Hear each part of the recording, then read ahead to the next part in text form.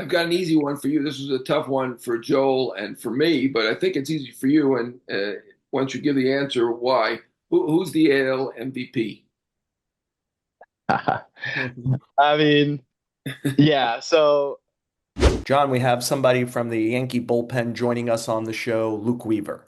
I'm very happy that we've gotten Luke Weaver back on the show. I did a fantastic job the first time. I'm not as big on analytic radio or podcast analytics as I probably should be, but whenever I ask, his previous podcast was in the top five, along with the expected Michael Kay and Mad Dog. Luke Weaver is the surprise winner of excellent following. Apparently, a very popular guy. Actually, I think it's because he just said a lot of good stuff. So happy to have him back. Yeah, and I did have on my bingo card Luke Weaver and Mad Dog Russo and Michael K ending up in the same sentence together from you. Thank you, John, for filling out my bingo card. We'll ask him all the pertinent stuff about the Yankees, his own situation coming up on free agency, playoffs looming, etc. John and I are going to talk about the Mets, who've won a couple of games but have generally been in struggles. We'll talk about the AL MVP race with 2 weeks or less than 2 weeks to go now between Stanton and Raleigh. We'll play hit and error at the end if you stick with us on the show with Joel Sherman and Jon Heyman.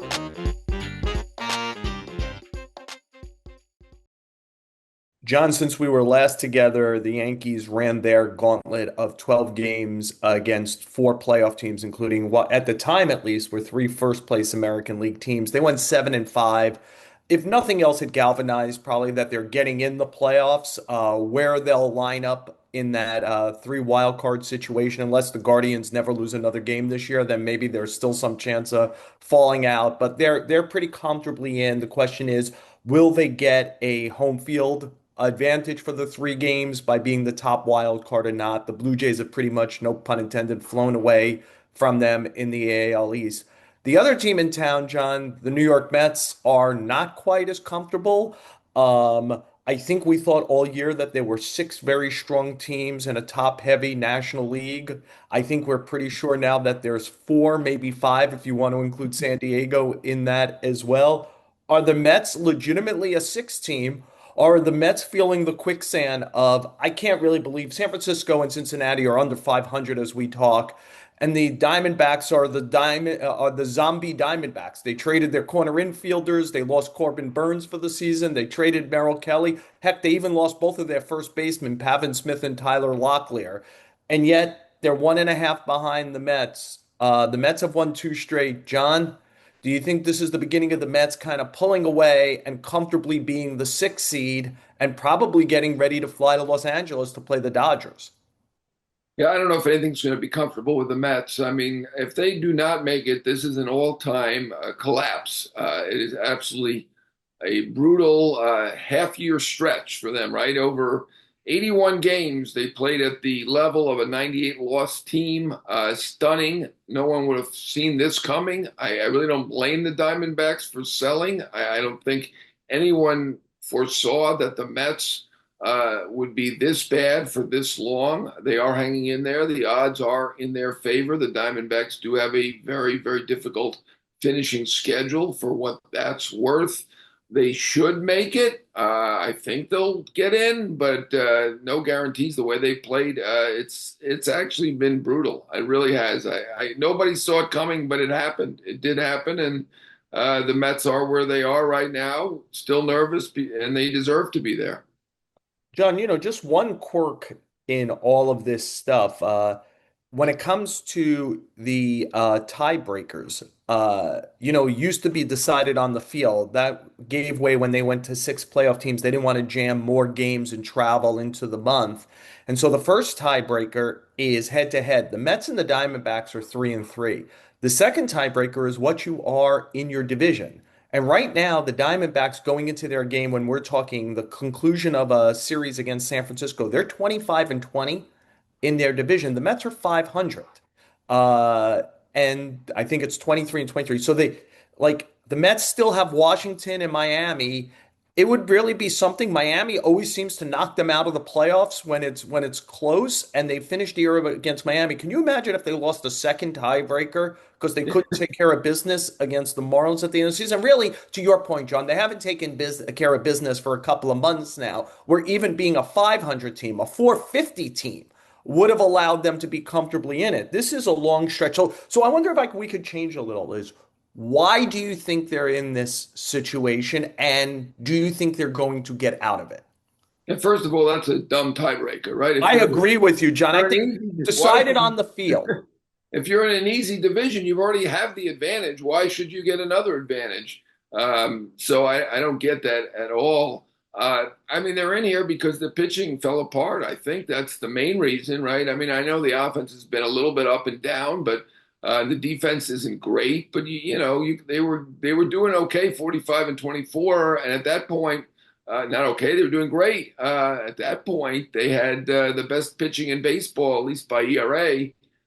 Just it ran into a wall. It just stopped working. They weren't going long in games, the starters, and that continued. And they got hit more, and then the bullpen ran into troubles. And obviously, they didn't have a good deadline, as David Stearns admitted yesterday in the press conference. Right, all those guys have basically flopped except for Rogers. I guess Soto's been okay. Gregory Soto's been okay, but Mullins has been terrible, and Helsley has been inexplicably bad.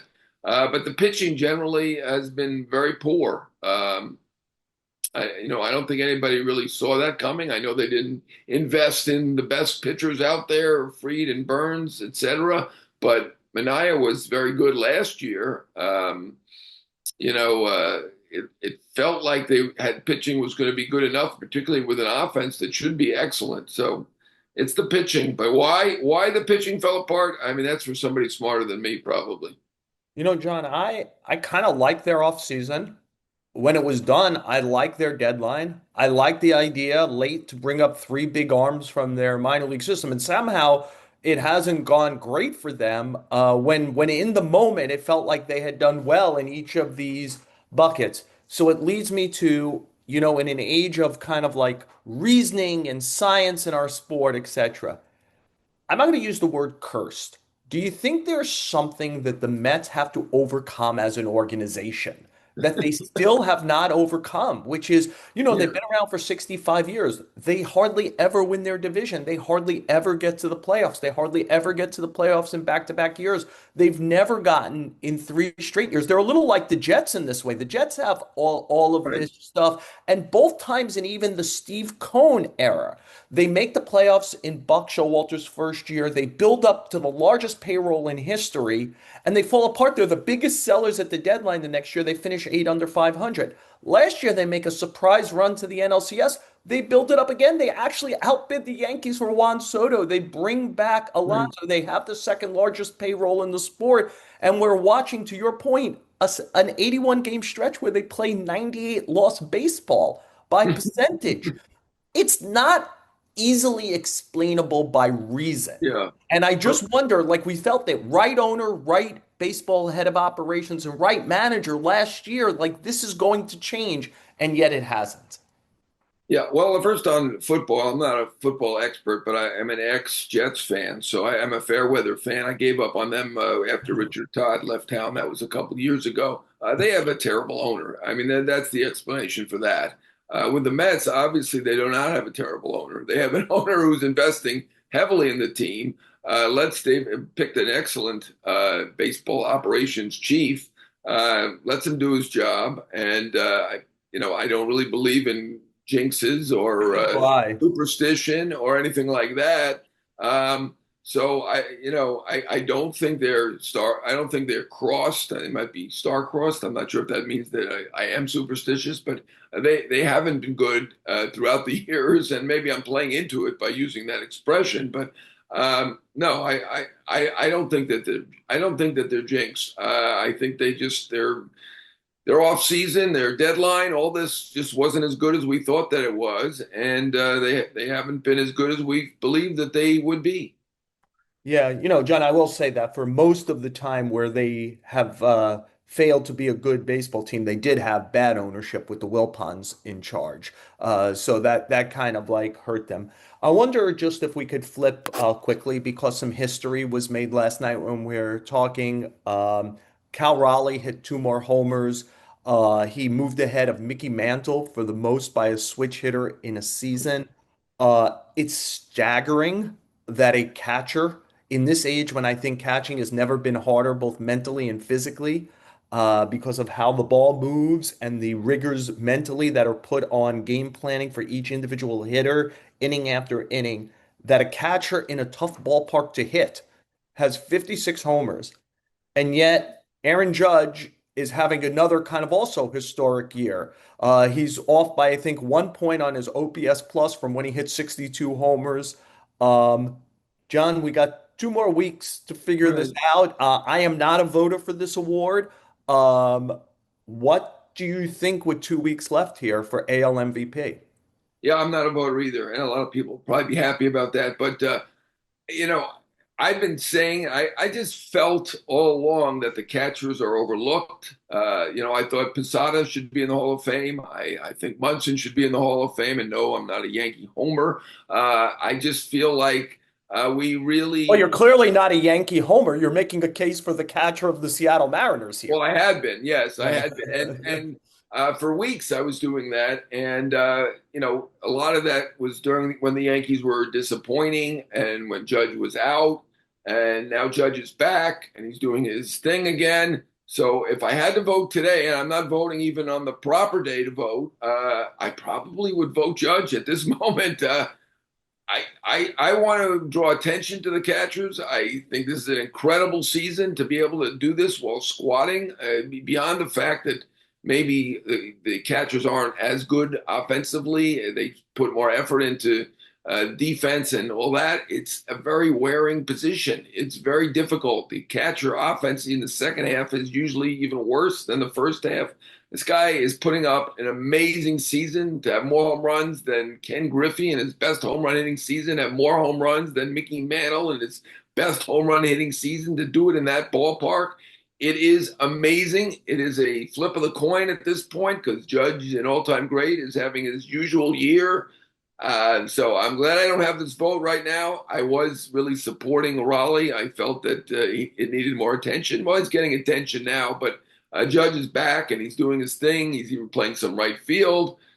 So I get it either way. Like I said, if I was forced to vote today, I'd probably vote for Judge. I'm not voting, so it's not my vote. But if you vote for Raleigh, I certainly understand that I was with them all the way. But now the Yankees are back to being the Yankees, and Judge is back playing in right field, and 11-27.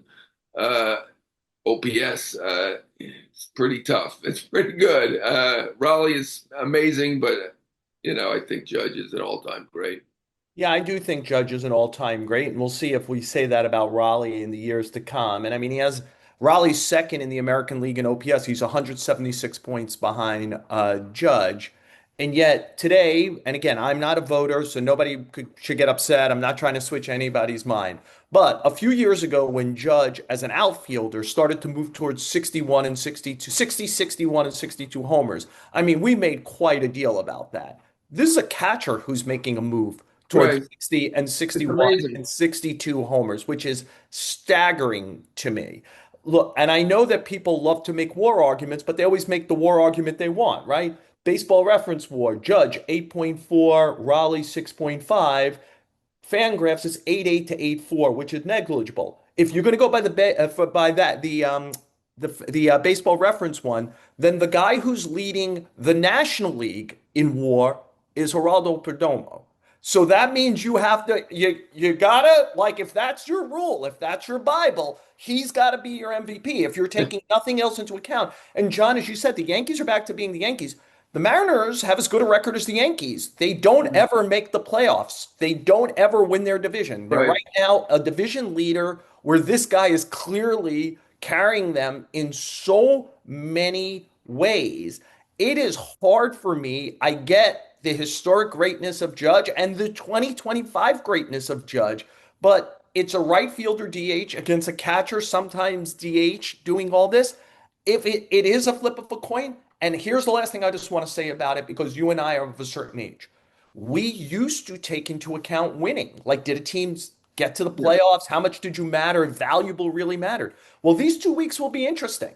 The Mariners could win a division. They could fall out of it. The Yankees could be the number one seed. Like, let's see what happens in these last 2 weeks Yeah. and what these guys do to it. I'm tired of people who make up like numbers that could be different on WAR telling me to ignore winning. And these Yeah. guys have clearly had a lot to do with winning through 24 of the 26 weeks. I'm going to take the full 26 weeks to see their final numbers and their impact on winning.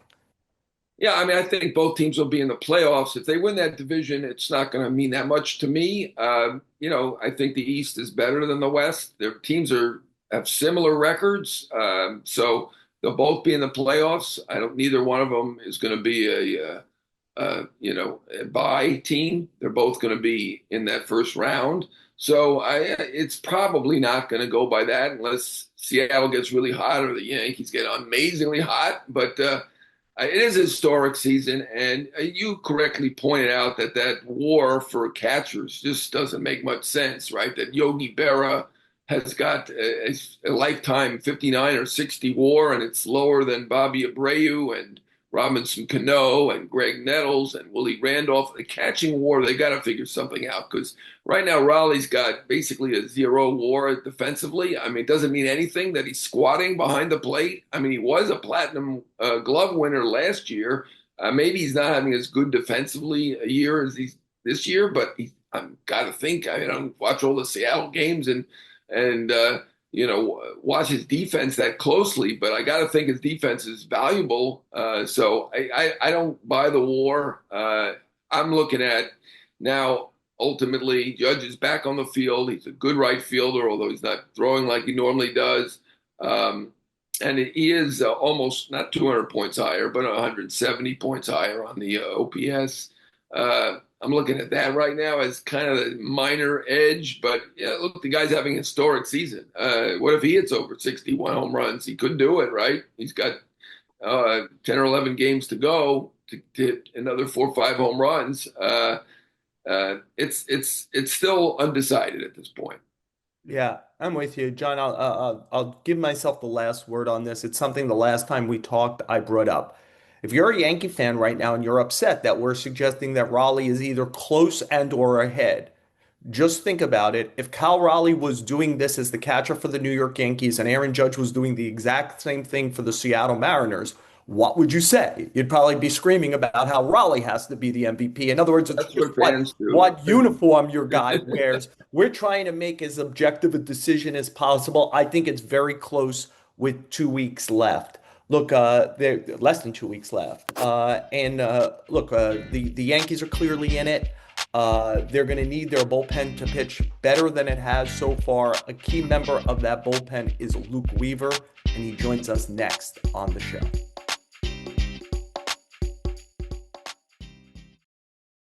John and I are so pleased to be joined by Luke Weaver, a mainstay of the Yankee bullpen the last 2 years, a key to their AL championship last year, a key again to a team that seems headed to the playoffs, and a friend of the show. He's back joining us one more time. Luke, thank you so much for joining us on the show.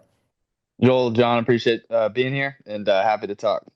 Luke, look, this was at an important 12-game period you guys just ended. You played three teams that were in first place when you played them, four teams that were in the playoffs in total. You guys came out of it 7-5. You won three of the series. You kind of galvanized probably that you're getting back into the playoffs during the 12 games. I wonder, just as a way to start, you were on an AL champion last year. You know what really good looks like. What does the team look like to your eyes right now? Yeah, you kind of said it there. It was a tough stretch. It's a tough time of the year and a lot going on. So you're trying to keep your focus. You're trying to really stay in these games and compete. And I thought we did a pretty good job. Obviously, there's games you can go back and forth on, and you wish you did this different or that different. And I think we stayed pretty strong through it. Down the stretch here, we got more baseball to be had, but as a team, it's pretty well balanced. I know there's areas we want to be better at. just like any team. But I think as a whole, we got to be you know, pretty self-aware and understanding that we got a great team.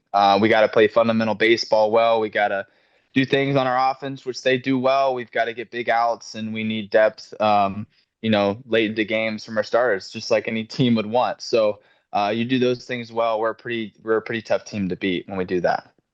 Yeah, last year you made it all the way to the World Series. How do you think this team stacks up? We were a little concerned earlier, but you guys have certainly pulled yourself out of it, and the playoff spot looks basically guaranteed at this point. Yeah, I think we stack up well. I think we're aware of how teams view us.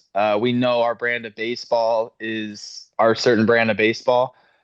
We know we have certain areas we need to focus on to keep clean baseball in order from every position, pitching included. We've got to minimize damage. We've got to make big plays when needed, and we got to, get runs across. And I know we do it in a certain unique fashion a lot of the times, but I think we prove in games too when we do things the right way, we win in those ways as well. So it's we know the narrative. We know that there's a lot of noise, especially playing in New York and the platform that it's on. But we've got a lot of confidence. We know that we got things that we need to do, but ultimately people just got to step up in big moments and do their job. Luke, if you've watched the bullpen all year, I think everybody's probably had good stretches, but you haven't really put it together like a Correct. kind of like symphony. There's clearly talent out there. Yeah. Can you make a case why less than 2 weeks left and going into the playoffs? You know the ball's going to be in your hands and Devin's Yeah. hands and Bednar's hands and Cruz's hands, etc. Do you believe in this group that has been highs but also lows Yeah. and not consistently good really at Yeah. any point? Yeah, and look, I'll speak for myself because that's all I can really do, and not putting words into other people's mouths. But I know I've got to do an overall better job. I think this last one for me, there's factors that are all built in, and they're really just excuses to the outside world, but they're real things internally for me and our guys. And so uh, it's just bearing down. It's just finding a way to pitch to pitch, just win and own the mound and to be like, there's no one in the world that's going to take this from me. I'm going to win this moment. And down the stretch, we just had a huge stretch, and then we got this stretch of games that look a little different. And that just is something that the intensity has to match. And sometimes it's not going to get supplied the same way as a Boston game might, but that's not to take it for granted. That was a message going into these games where we have to relentlessly take what's ours and not leave anything into question. And as a bullpen, we're not at our best selves right now. That's for sure. But, at the end of the day, it's just a mental battle. It's the mental battle of like, hey, if I'm pitching down two in Minnesota, like I've got to find a way to mentally conquer this moment and to win it. And there's got to be no ego in it. It's got to be all right. Like, I'm not pitching in this certain spot or this certain spot. I just have what I have right now, and it's got to be overcome with the expectation that maybe it is game on the line in my head. I have to kind of reprogram what I think and what I do and what I say to myself, and I can't let any moments be dictated by the circumstance. Luke, you've probably heard this from me before because you're actually one of the three or four guys that I always make sure to go up and talk to when I'm doing a Yankee game, Giancarlo and Jazz being two of the others. But why do it seems like you're always saying that you're ready to pitch. And I think I came up to you and you came back after a hamstring pull, Yeah. uh, 2 weeks. I had pulled my hamstring once and I was bedridden for about 6 months. Why is there that mindset? Like I've got to say I'm available all the time. I feel like you've got that, and do you think that you could sometimes say maybe I'm not so available today to the manager? It's a it's a great question, John. The one thing I will say is this game of baseball takes. it takes a lot, and I mean that broadly. It takes in so many different ways, but it gives you a lot too, right? It supplies you with, you know, monetary success. It supplies you with amazing moments, and then it does the opposite, where it feels like it suffocates you, and it puts you in such a bad mood, and then you're doing it every single day. So to the point you're making, like, I have no room in my life, in my mental and physical way, to allow any of that doubt to creep in. And the doubt does creep in. Maybe you are pitching in a spot where you don't feel like you should be, or, where the game just kind of radically changes, or maybe it's not going well, or maybe it is going well. It doesn't matter. And that's the fight every day. That's the fight of trying to keep a good attitude and to not let any doubt creep into any sliver that you've not protected yourself from. And for me personally, these last couple weeks, I've been really foundationally trying hard because physically, I don't think I really have much problem. I feel like it's coming out well. I feel like I'm doing a lot of good things, but there's the mental battle that comes with it, where am I trusting it? Am I allowing myself in this moment? Is my mentality kind of flat right now based off of the environment? Is my mentality too much? Am I overthinking? Am I over trying to compensate, like in the last outing? Am I trying to try too hard? And there's this balance of like, well, no, we don't necessarily want to pitch every single day because we're realistic. We know at 100% that's not possible every single day. But there are moments where you have to push yourself, and there's a gray area sometimes where you want to be the guy that they depend on, but sometimes you just need them to say no. Like, hey, you need a day, because as soon as we shut down that little bit of doubt of like, should I today or should I not today, and then you have to pitch, you can imagine that there's a little bit of that's taking back off your 100%, and that's where bad outings creep in. Luke, you've mentioned a couple of times here about the last couple of weeks and feeling like you're in Yeah. a physical space. And even in the last couple of weeks, I mean, I was in Boston with you guys. You had two of the biggest outs in the game, a couple of strikeouts with guys Yeah. on base. So it hasn't been all bad, but it's been a period uncommon to the last couple of years for you. Is Yeah. there a commonality when you're struggling? Is there something that's a touch point for you to go to and say, it's usually this mentally, or it's usually this pitch that's troubling to me? Is there something you could lock in on right now and know I could fix this with tennis days left in the season? Yeah. Yeah, absolutely. It's there's a kind of like a lot of factors that fall into that, right? So, I knew for the last couple of weeks, like, hey, I'm good physically, mentally, like, how am I feeling on the mound? Am I confident? Is the game slowed down in a way? Like, is my heartbeat slow? Am I thinking through each pitch? Am I seeing the swings of the batter? Am I making good decisions pitch selection wise? Am I just kind of owning my outing? And I feel like I was really close, and there was moments in Houston where I wasn't making good selections or good pitch, usages. And it was like kind of finding myself in spots where I'm kind of backed up a little bit. And so sometimes those things show up, but you manage them. Okay, I get out of this outing and maybe only one run gets by and the game's still intact. Or maybe, we still have a chance to win even though it wasn't perfect. Um, I've really just had the two outings that have just come late. The Detroit outing, we're down 7 runs, and you know I'm at a point where I've got 3 days off, and someone's got to pitch. We can't put in a position player, and you know it's a tough game to get into, right? Like it's not like an expectation of like, oh, I shouldn't be in here. Like you can't think that way, but the reality of it is that's not a familiar situation that I have been in, and to reprogram my mind to get into that game, well, they're ambushing pitches. They're in confident mode. They're swinging it well. They're doing things different than I would pitch them. So I can't pitch the same way. And then I find myself in this mental grind of, well, I know they're doing this, but that's not what they normally do. And so I'm trying to overcompensate, and I find myself in a bad outing.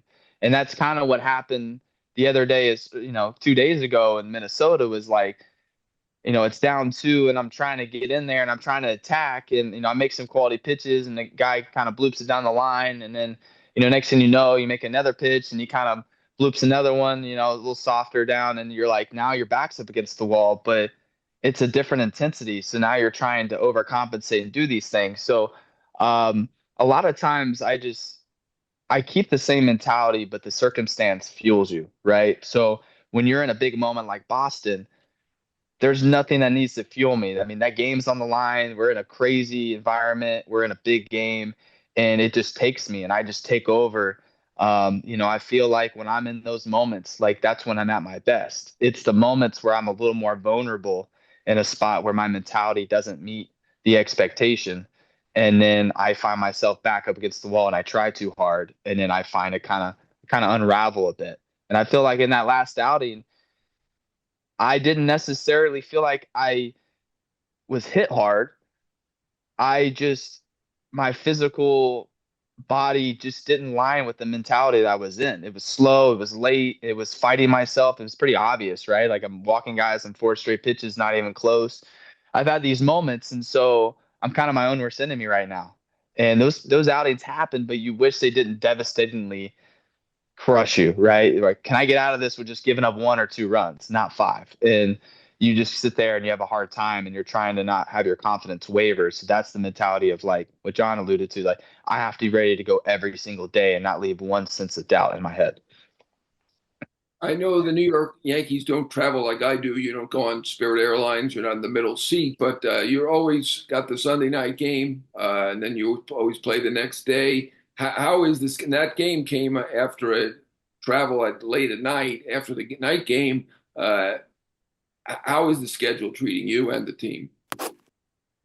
Well, I'll answer this in a way where nobody ever is going to care about the excuses, I the can. We things. care.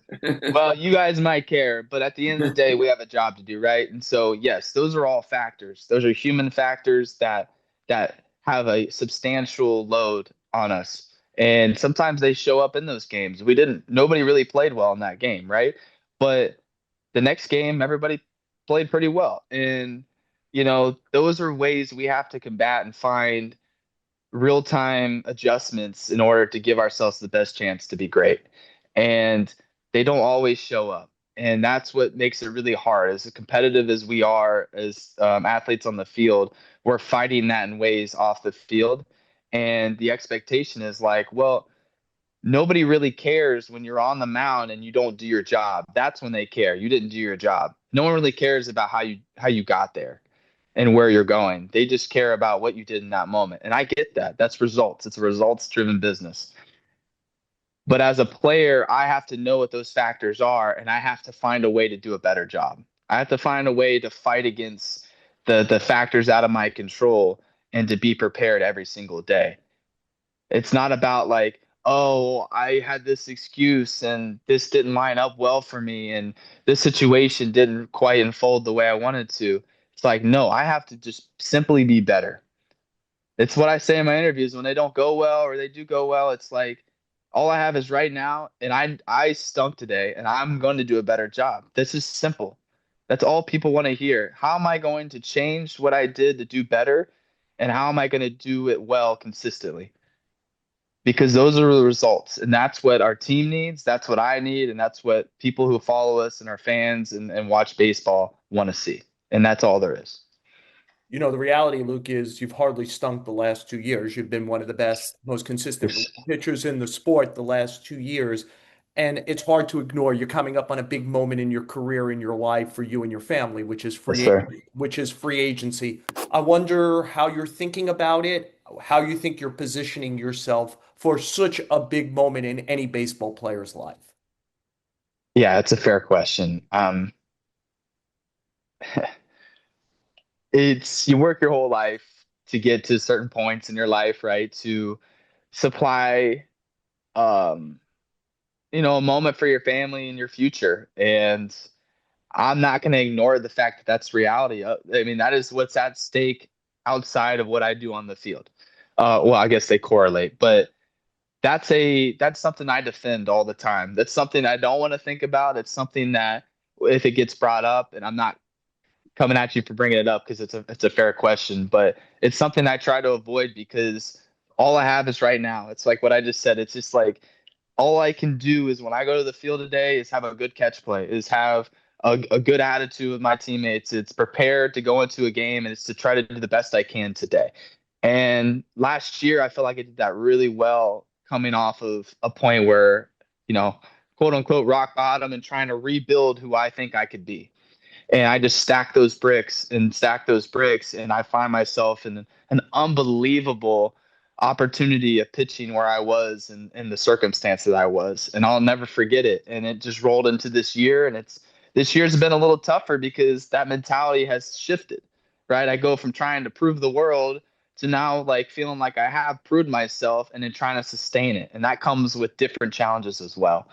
And so to get back to your question, it comes up from time to time, but then I just deflect and I try to rewire my brain and just say, Luke, all you have is right here. All you have is to just be a good dude, be a good husband, a good father, a good son, whatever it is, and just be like, I'm just happy to be here today.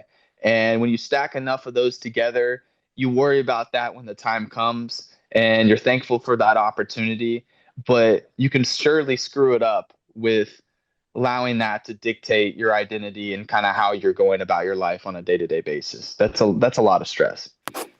Coming off of rock bottom, I think your basic choices were to go to the New York Yankees or go to Asia, right? You didn't have any other MLB choice. Yeah, it was a lot So, of big league like invites and those right. type of So you those had deals. Yes. guaranteed offer, and I don't think you were seeking out to come to New York. You've been obviously in several other places before, Yeah. but now you've been here for 2 years. How can you envision yourself staying? I mean, you certainly have had an excellent overall 2 years in New York, and certainly you've dealt well with everything that New York has to offer, including us. So, would you like to come back? Well, thank you for saying that, John. Yeah, absolutely. I mean, it's a place where you feel like they always say you pitch here, you could pitch anywhere. And, you take that for what it is, and then you live it and you understand the platform you get to pitch in New York. I played for this is my sixth team, so I have a little bit of reference. And it's nothing against any other team, but that simply has truth to it. And for me, not only being able to rebuild myself into what I believe that I could always do and get to, doing it here was special as well. And this place will always have a special place in my heart and the memories that it'll come with it. And in no way do I necessarily want that to come to an end, right? Like this is winning baseball. This is the peak. This is the leverage moments. This is just the craziness of baseball at its peak. And I always say like you go try some like filet mignon or A5 Wagyu and you dabble just for a second and you go, man, that's crazy. And then all of a sudden you get to a point where you're eating like a sirloin steak. It's not that they're bad. It's just they're different qualities, right? They're different taste. And you're like, well, man, selfishly, I kind of want more of the good stuff. And so at the end of the day, like, yes, like I'm absolutely open to wanting to do that. That's obviously out of my control at the moment. I just got to continue to do what I'm doing, and stay strong. But yeah, it's given me so much, and I want to continue to try to, you know, I'm not one to try to necessarily build a legacy, but I want to continue to build my own story. Forgive me, Luke. I'm going to try one more future one and take you out of the Fair moment. enough. I just thought of this last night. I knew, because we had talked in Boston, I knew you were coming on, and thank you for that. And I'm watching Of Clay course. Holmes pitch last night, and I'm thinking to myself, that's a pretty smart pitcher. He reminds me of Luke Weaver, how smart he is. And he's a former starting pitcher. Reminds me Yeah. a little bit of Luke Weaver. And he has the capacity to maybe do that again. And look at his age. He's 32. And that's how old Luke is going to be as a free agent. Any thought that this offseason you would open yourself up to the idea of being a starting pitcher again? I do like this question. Uh, I do try. I do. I do. no, you've done your homework. But the way I see that question is for so long, being a starting pitcher, you don't expect to be a reliever. Being a starting pitcher, honestly, is just it's got to be the best job in the big leagues, especially when it's going well. Um, but yeah, I just found this niche, right? I just found this ability to kind of do something a little bit different and then use my background of starting and channel it into how I pitch now. And to get to your question, I would say, look, the door is open. Um, I'm I am never going to just say absolutely not. Like, hey, when the time comes, let's talk about it. What does that look like? Clay has done a great job this year in that transition. Whether I don't know what people are saying, but I've watched from afar and I'm proud of him. I think that's a really cool thing he's done, and what a you know the transition I don't think people truly understand is that's crazy. And to do it is basically as consistent as he has. I mean, I commend him. It's cool to see that it's possible too, right? Like we see it's happening from time to time now. Teams are being a little more strategic. And yes, I'm very much open to it. But I also am not just like, yeah, I want to go do that, or yeah, I want to go do this. Like, let's sit at the table, let's have a conversation and see what that looks like, what best exemplifies me to be the most successful. And I would like to have those options if they are there. I've got an easy one for you. This was a tough one for Joel and for me, but I think it's easy for you. And once you give the answer, why? Who's the AL MVP? I mean, yeah, so I gotta go Judge. He's my teammate. He's a great friend, but I actually am good friends with Cal Raleigh as well. Uh, he's a Florida State guy. We Oh didn't play yeah. together, but we are good friends. We did have a chance to play in Seattle together. So this is a tougher one for me as a Yankee, just because he is a good friend. But you know, they're very, very both worthy. I mean, Cal is what I always say is like playing in the league with Judge just is unfair for other people because, Bobby Witt could have won the MVP any other year last year, right? Like Cal Raleigh should win the MVP any other year.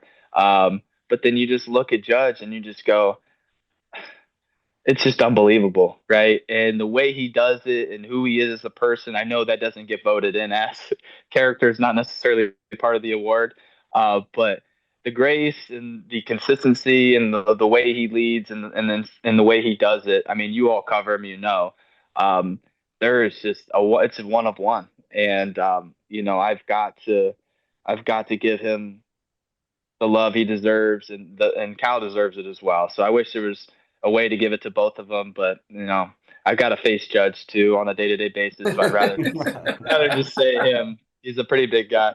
It, Yes. it's probably better to face him that way than from 60 feet, 6 inches Yeah. away anyway. So it's, Correct. as a way to wrap this up, Luke, look, you do a tough job in a tough city. And we're seeing examples.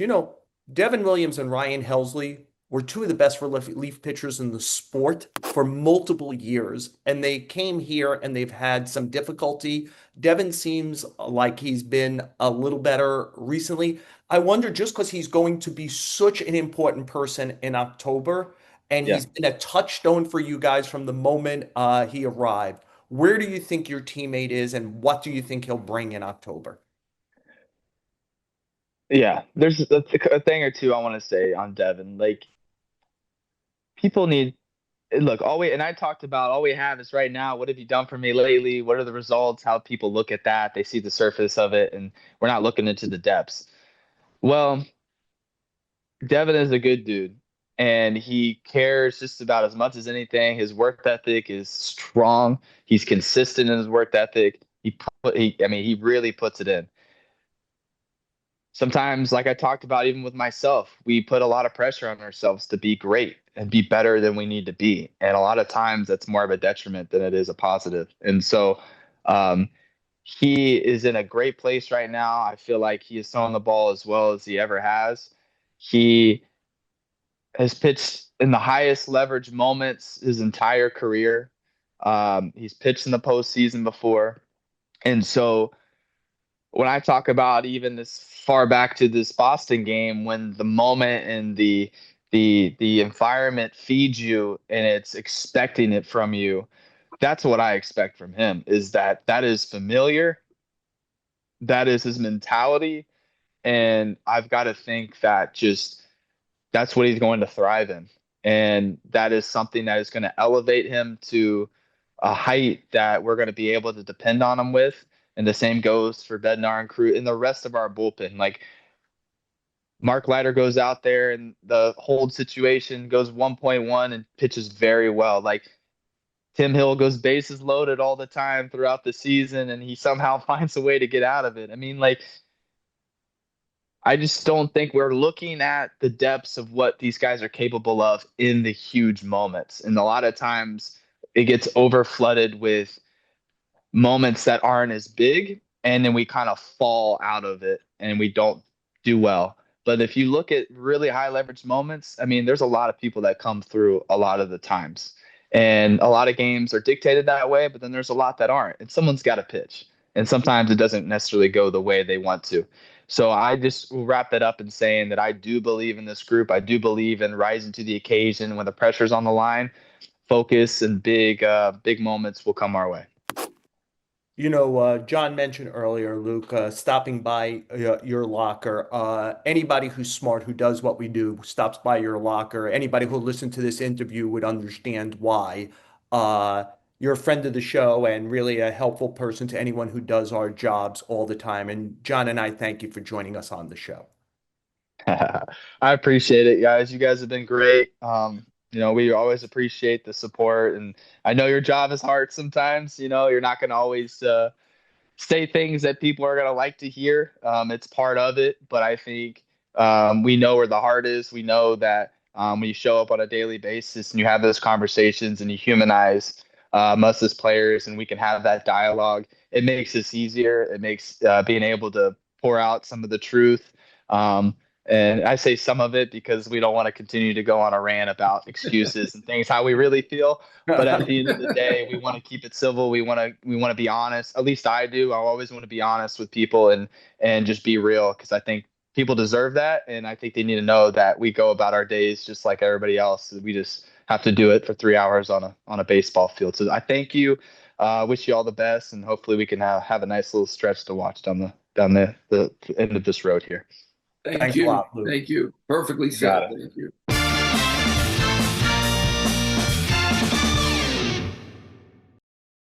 John and I, of course, thank Luke Weaver for joining us on the show. John, hit or error?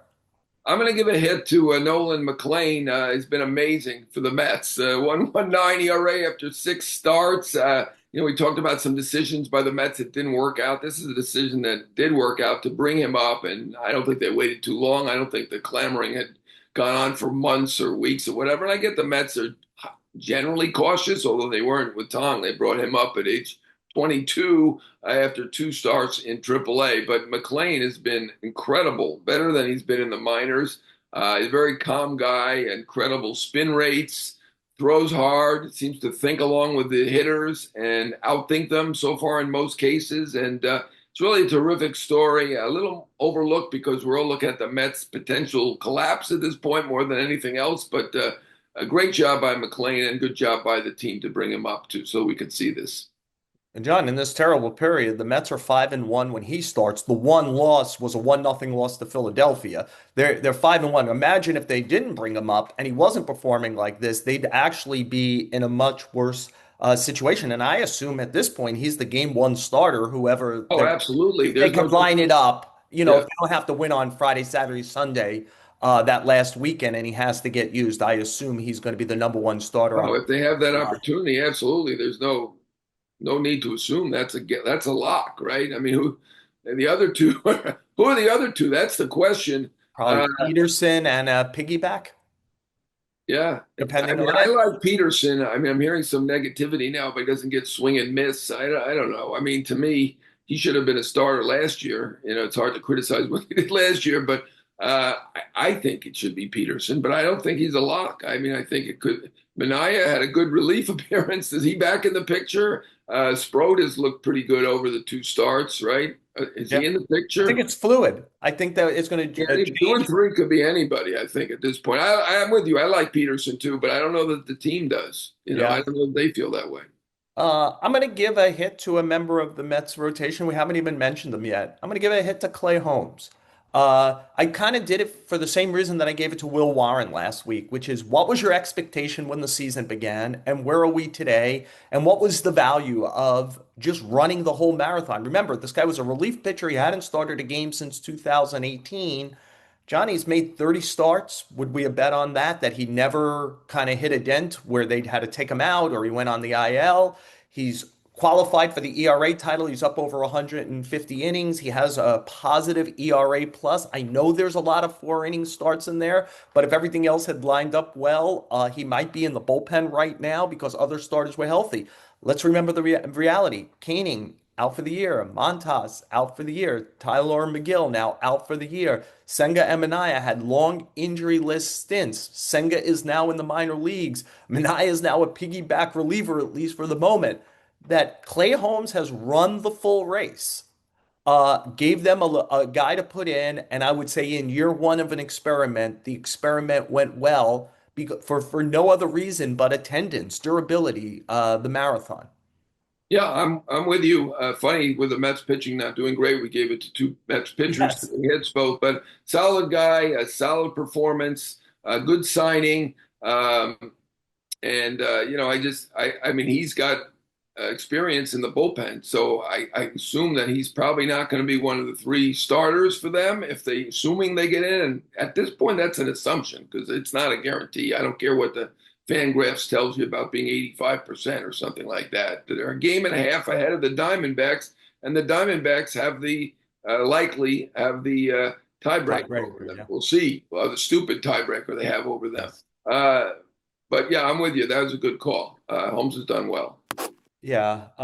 Talk about durability. We talk about Tommy Hogan, our producer, week after week, putting up with us, John. Not an easy thing to do. Apple, Spotify, wherever you listen to podcasts, please rate and review us. Give us a listen. The New York Post Sports YouTube page, give us a view, and continue to stick with us on the show with Joel Sherman and Jon Heyman.